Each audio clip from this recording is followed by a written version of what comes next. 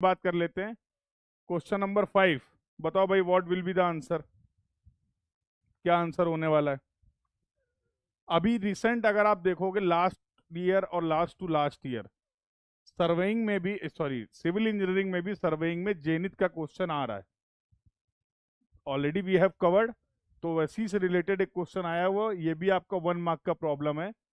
When conducting a survey using a total station के बारे में हम लोगों ने बात किया था, उसके कंपोनेंट्स क्या होते हैं, टोटल स्टेशन की हेल्प से कौन कौन से मेजरमेंट्स कर सकते हैं। Like we can measure the distances both linear and horizontal and vertical, and we can perform both the angular measurement, horizontal vertical, सारे एंगल्स भी आप मेजर कर सकते हैं। पार्ट्स की अगर बात करें तो प्लेट्स क्या होती हैं, टेलीस्कोप का क्या यूज था, all the terminology we have covered. तो उसी से रिलेटेड यहाँ पर बात की जा रही है। तो टोटल स्टेशन से आप एक सर्वे कर रहे हैं, zenith angle is measured at 84 degree 13 minute 56 second in the direct mode. Direct मतलब face left face right, direct indirect का मतलब क्या है, फेस लेफ्ट और फेस राइट। टोटल स्टेशन की बात करें, थियोडोलाइट में बात करें, तो आप लोगों ने देखा था कि we can measure the angle in from both the faces to check the accuracy of the instrument. Instrument की एक्यूरेसी को चेक करने के लिए हम लोग फेज 1 और फेज लेफ्ट फेज और राइट फेज या 1 और 2 जो भी कन्वीनियंट लगे वो आप यूज कर सकते हैं, दोनों मेजरमेंट करते थे जस्ट टू क्रॉस चेक। ठीक है, बोला what is the equivalent zenith angle in the reverse direction. Vertical angle, zenith angle क्या होता है, जेनिथ एंगल की अगर बात करें it is the vertical angle. Vertical angle vertical axis से रेफरेंस लेके मेजर करते थे। सिंपल सा फंडा पता है। इनडायरेक्ट अगर आपसे पूछा गया है रिवर्स डायरेक्शन में, रिवर्स डायरेक्शन में अगर जेनिथ एंगल की बात करें टोटल 360 माइनस डायरेक्ट, तो 360 degree minus 84 degree 13 minute 56 second, निकाल दो आंसर, कर लो, ऑप्शन से पता चल जाएगा, मैं सॉल्व कर लेता हूँ।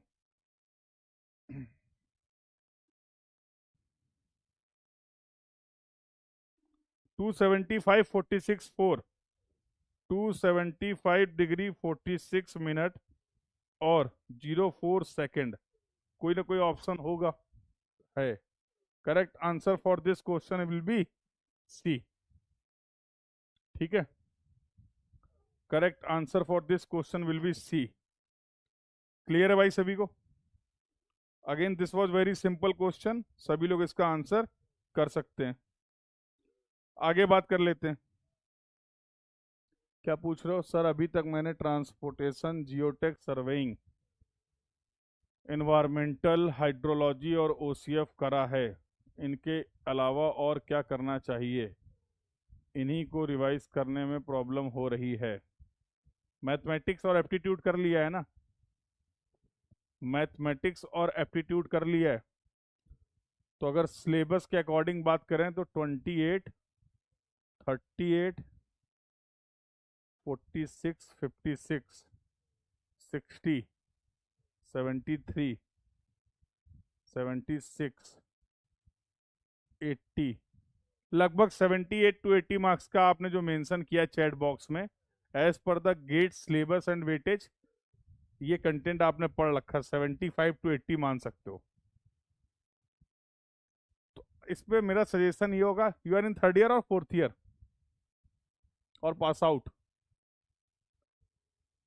तो देखो अभी इन जनरल अगर मैं बात करूं 15 दिसंबर तक आपके पास टाइम है, आप जो कुछ भी ऐड करना चाह रहे हैं अभी आप कर लीजिए। बट जो कुछ आपने पढ़ रखा उसका रिवीजन बहुत इंपॉर्टेंट है। देखो नया पढ़ लोगे अच्छी बात है, अगर टाइम मैनेज हो पा रहा तो कर लो, बट जो ऑलरेडी आप पढ़ चुके हैं, प्रैक्टिस कर चुके हैं, उसमें कोशिश करिए अपनी एक्यूरेसी को इम्प्रूव करने की। समझ रहे हो। तो it's up to you. But हाँ अभी क्या नया कुछ ऐड किया जा सकता है, इफ अगर आप मैनेज कर पा रहे हैं इस चीज को, तो स्टिल यू हैव टाइम, कर सकते हैं, अभी नया पढ़ सकते हैं।